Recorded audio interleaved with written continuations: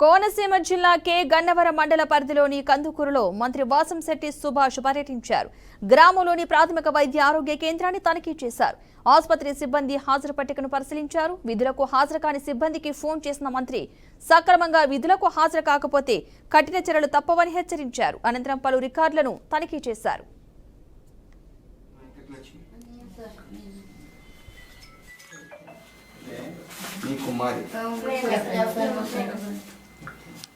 ఏంటమ్మా నువ్వు ఏంటంటున్నావు?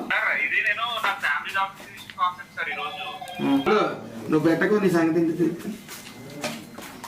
ఇది వచ్చి పొల్యూషన్ కంట్రోల్ బోర్డ్ సర్టిఫికేట్ కోసం వెళ్ళారు సార్ ఆయన.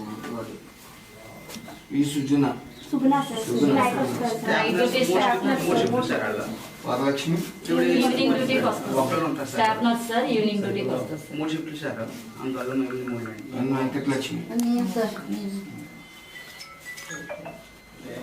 మీ కుమారి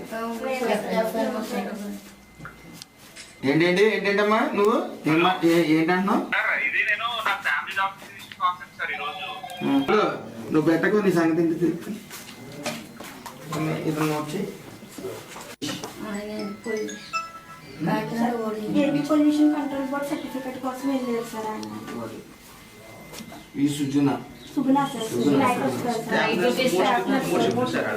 వరలక్ష్మి ఈవినింగ్ డ్యూటీకి వస్తారు.